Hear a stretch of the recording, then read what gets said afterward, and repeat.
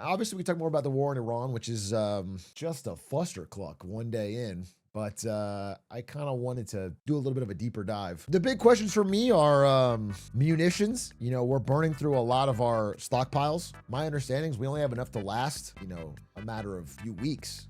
Not longer than that. So, you know, a big question is they seem to be really wanting regime change, but in human history, there's never been a regime change entirely by air power, and they're not planning on putting troops in the ground. So what if this just hardens the regime, you know, damages the country, but, you know, there's real consequences there? And if that is the case, are they going to say yes to troops in the ground? And then it'll be like, well, just a few. That's a big fucking red line. Third thing is political fallback. You know, there's already fucking Matt Walsh, who's like a diehard Trump guy, podcaster or something, had a very viral thread talking about how this fucking sucks. How this is like not anything what he signed up for as a Trump voter. You know, I mean, in a way, it is what you signed up for if you look closer at the signs. But I don't think this is politically popular. I saw early polling on American reactions to this strike in Iran. It's pretty bad, pretty horrible, even from Republican side. And so if that continues to be the case, will Trump taco quicker than he was planning to? And can you know, once you strike a country and now they're striking back at every other power in the Middle East and putting the whole region into chaos, can you really back out without? There's a lot of questions. There's a lot of questions. Ayatollah got smoked, so they should back out. You know, you say that. I think that's what Trump wanted to do, and I'm not just saying that speculative. There was the report was that after the Ayatollah was killed on day one, Trump immediately tried to get like a negotiation for like a ceasefire because then he could possibly pull a Venezuela type thing where it's like, you know, we did it. And Iran said no negotiations. And then they started firing missiles at everybody all around the Middle East. And so it seems like this is spiraling. I think this was very poorly planned and will be more chaotic than anyone ever imagined, is my honest assessment currently right now. But I still want to read more about it. Why does Iran behave differently than Venezuela? Well, I mean, on a very simple level, a very first principles thing is that in Venezuela, they had a second in command they were in contact with who was willing to step up afterwards and lead the country and transfer of power. So they kidnap Maduro, they negotiate directly with Delcy Rodriguez, she runs the country. So there's some level of stability. I'm not pro the Maduro thing either, but that was a plan that had a simple course of action and a plan afterwards. In this case, Trump himself said all the people that would step up, they killed. So they killed Ayatollah and then they killed like the next 5 people they even knew how to talk to. So now they have no idea who's running it. There's no channels to discuss. So I think it's headed towards chaos, and chaos is horrible. But I swear to God, I think American patience, even I'm talking about only from Republicans, not even from people who already don't like Trump, but from Republicans, I think American patience seems to me like it's already wearing thin 2 days in. Like I'm already seeing them break ranks 2 days in. He's talking about 5 weeks as his timeline. 5 weeks in, we still talking about missiles and lives in Iran. I think it's going to be politically disastrous. And I don't think it's going to take, I think it could be longer. Unless they just completely pull out and try to fucking... The Iranian government's been preparing this for a long time. I mean, I don't want to mislead that the Iranian government is well prepared here. I think listen, their entire leadership got fucking cremated in one day. They've lost air superiority in 5 minutes. Like it's just that without boots on the ground, you can't regime change. It just doesn't seem very thought through. Tehran is surrounded on all sides by mountains. A land invasion will take over. We're just not, there could be a treadmill, one of those airport walkways. There could be no mountains and it could push you towards the Tehran. It doesn't matter. Like if there's a land invasion, it would be absolutely political chaos. Like, do you understand? Like it's a country of 90 million, bigger than the Midwest. Like it's the idea that we would have a occupying force, you know, even the most like die hard, all in for the administration American is coping a bit by being like, well, this isn't Iraq. This is Iran. We're not doing the forever wars. We're doing it smart. We're doing it from the air. If there's fucking boots in the ground, I swear to God, it's just going to be the most unpopular thing. Al Jazeera reported a 24-hour cost of 779 mil from the US. Well, good thing we got money to burn, huh? We are a country that has a massive budget surplus. So we've saved up for this day. That's tariff money, baby. We've got savings that can afford, we have low debt, high savings. So we're ready to toss take a flyer on some ideas like this. We don't have to be careful with the foreign excursions we have because the home front is secure, okay? The thing about it is, like, it would be crazy to do something like this if back at home, people were feeling the pinch economically and like grocery prices were rising and healthcare was poor. And like, that would be like, oh shit, why are we spending the money? But back home, it's great. In America, it's fucking, everything's cheap. The job market is awesome, all green. The stock market and real estate markets are equitably distributed. So everybody feels like they have a piece of ownership. So it's like, what? It's like, okay, we can afford to have a little bit of experimenting in Iran. Does the Strait of Hormuz affect Japan? Just to be clear, 1/5 of the world's oil supply goes to the Strait of Hormuz. It affects everybody, including people in America. Our gas prices will go up, but it most directly impacts Asian countries because that's where that route goes the most. So yes, it'll affect Japan. I think our gas prices went up in day one, maybe, I don't know, 10, 20 cents. And that's only from day one. Like give it 5 weeks. If oil gets over like $100 a barrel with a true closing of Strait of Hormuz, we will see some fucking crazy shit happen. Russia stonks? Yeah, I do think, it's good and bad. I think Russia has proven to be a very poor ally, especially in the Middle East. Like they've proven to have absolutely nobody's back and the stuff they sell you is useless. So it's like on some level, Russia's like been maybe geopolitically hurt, and they did source all their drones, or a huge part of their drones, the Shahed drones from Iran. So they are hurt in some ways, but all of that would be outweighed by a huge spike in oil prices because Russia funds its entire war effort off of oil money. So if oil prices spike, Russia will make absolute bank. Why does it look like China's doing absolutely nothing? Because they are doing absolutely nothing. China's doing absolutely nothing, and that is their strategy. And I won't say I know 100%, but it feels like it's working. That is what they're doing. They are doing absolutely nothing. I want you to imagine something. This is an extreme example and doesn't really apply, but just let me get, it's a thought experiment. Imagine you are in a limo, okay? You, chat, you're rich and you're in a limo and you're on your way to a party and you are feeling fucking good and you're in your nice suit, okay? And you're just fucking chilling. And you roll down the window of your limo and you're looking out and you're looking at the city. And then there's a homeless guy out there and he's got a switchblade. And he yells, "Hey, piece of shit, come fight me." And then I go, wow, you're not even gonna go out there and fight him, you fucking coward.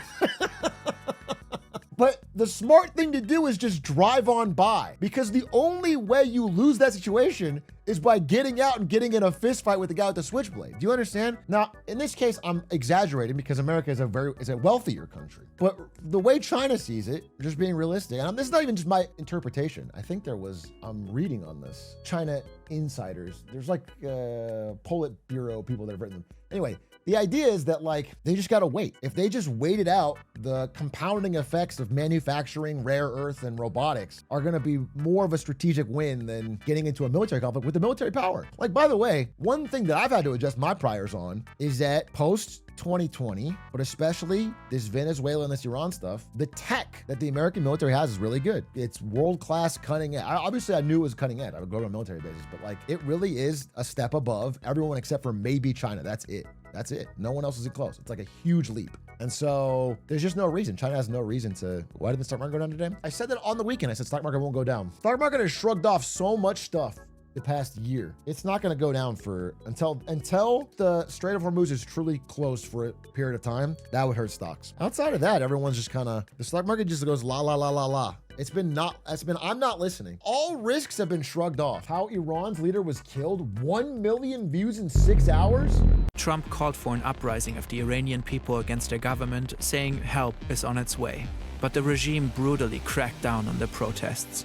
It shut down the internet across the country. Dude, I gotta say, I really hated this. Even if you take the current timeline as he knew that as fact, this would be a month before America was going to do anything in Iran. So saying help is on the way in the middle of the protest, I think, people lost their lives. People were out in the streets protesting and they got brutally cracked down on. I read a lot about the way the internet, they built this, they call it like the halal internet. It's kind of like China's Great Firewall, I guess, but it's a completely separate internet for everything. And they have the ability to shut it off at will forever. Like, it shuts off ATMs, it shuts off like everything. They can turn off every aspect of outline connections. And the only way people could get stuff out of the country during the blackout was with Starlink satellites hidden on their roof. And then the government was sending people to go door to door, check your roof, and break Starlink satellites. It was crazy. This government compound is not far from Hua Square. It reportedly houses offices of the Iranian presidency, Iran's National Security Council, and the Supreme Leader. Wait, what? Since 2025, the US has apparently gained... If that's where they got blown up, that's insane. You went to your normal offices for a meeting at the beginning of a war where you know there's going to be missiles going and they have specific you didn't know insights how anywhere else? Ayatollah Khamenei and the Islamic Revolutionary Guard Corps communicate and move while under pressure. Iran launches Operation True Promise 4 and the retaliatory strikes begin. Countless missiles are fired at dozens of sites across the Middle East. Dude, more than 200 they did missiles hit are Dubai launched like at crazy, which was a little bit odd to me. All the military bases around, I get. The Israel, I get, but they hit Dubai like there's like a bunch of Dubai hotels that got hit. They hit Dubai like 6 times. Like it's not. I thought that was crazy. The US's involvement in the attacks is controversial. It's an argument for a war of necessity. An attack was looming across the sea, so the US had to strike preemptively. But it's unclear how Iran's activities directly endangered the United States. Iran was apparently years away from obtaining a nuclear weapon. I think Rubio said it today. They asked Rubio about it, and he basically said that Israel was going to attack no matter what, and Iran said if they were attacked by anyone, they would hit all these targets in this area. They would shoot the missiles they shot, which would hit all the military bases that the U.S. has. If we stood and waited for that attack to come first before we hit them, we would suffer much higher casualties. And so the president made the very wise decision. We knew that there was going to be an Israeli action. We knew that that would precipitate an attack against American forces. And we knew that if we didn't preemptively go after them before they launched those attacks, we would suffer higher casualties and perhaps even higher those killed. And then we would all be here answering questions about why we knew that and didn't act. You know, the question becomes, why doesn't the U.S. have more influence on being able to stop Israel from doing an attack at will? But because they were like seen as this unmovable force that was going to attack, the U.S. wanted to be part of a preemptive attack because that's just better military strategy at that point if they're going to shoot missiles anyway. Okay, I actually think that was a good video. I thought that video was pretty measured, fact-based, and showed some... I thought that was a pretty good video. I'm going to say, I'll be honest with you, I thought it was pretty good. How are we planning to achieve regime with boots on the ground? It's a good question. So their strategy, as it seems to be, is that they bomb all of the key IRGC sites throughout the country, and then the people rise up, because the people rose up in January and got close. But then there was one of the most brutal crackdowns of any administration in history. I mean, it was like a truly brutal crackdown. And they think those people will rise up, and then they will put the Shah's son into power, and that person will be amenable to interest. That is the plan that they are trying to push forward. It's a giant question mark. I'm gonna say it's a huge fog of war, and I don't know what'll happen. I'm not gonna even make a call. But I just can't see it. I can't see the Shah coming in and it's just like, oh, it's good. I just don't see it, bro. I don't see it. I think this plan is gonna just be, I just think Iran's gonna devolve into fucking chaos. Yeah, I think this is literally the most likely outcome, is that different factions within Iran, it just devolves into different factional infighting, which is worse, if you can believe it, than the Ayatollah. That's like failed state Sudan level, you know, or Syria, or what if the US just fails to do enough damage? That's also possible. Without boots on the ground, there's only so much you can bomb, right? And if they just bomb some of the leaders, the other leaders are still alive, the people don't really rise up, or they're afraid to rise up, or the crackdowns commence, then the IRGC just stays in power. And what, is Trump gonna ask for boots on the ground? I'll tell you this is I know, because on the American political side, Trump is already cooked for the midterms, based on current polling prior to this Iran stuff. So I am more concerned at this point about his increasing discussion of emergency powers to stop the midterms, or like that stuff is starting to become more and more salient, because the polling is terrible, and I promise you this Iran stuff is not going to change that. It's going to make it worse. American people, while some of them will be like rallying behind this because, you know, military or whatever, this is not what American people are looking for right now. We are in a affordability crisis. This Iran stuff's another foreign war, another distraction. This will hurt his polling again. If any Americans die in this, I think some already have, none of this is gonna help him politically. Gas prices will go up. No, it's all cooking him more. So it just backs him more into a corner of having to cheat. And that's my biggest concern domestically. What's the best outcome? Let's dream for a bit. What's the best outcome? Let's paint a picture. What is the best outcome here? I'm serious. I think the best outcome would be the Ayatollah is dead, the Iranian people revolt on their own, bring a new leader, probably not the Shah, and establish a new provisional government that holds elections. That would be the first thing. That would be a nice thing in Iran. The second thing would be America holds elections and this party in power is rightfully punished for declaring unilateral tariffs against the Constitution, for declaring war against the Constitution, killing civilians in protests, for masked ICE officers, for all the million reasons. And there's a huge sweep that leads to increased pressure on the release of the Epstein files, that leads to possible impeachment or censorship, that leads to at least a lame duck last 2 years of presidency that limits his powers to do these crazy things. That would be a great outcome. None of these things are impossible that I said, but they are like, I don't know what dice odds I'd give them, but it's like just one face of the dice.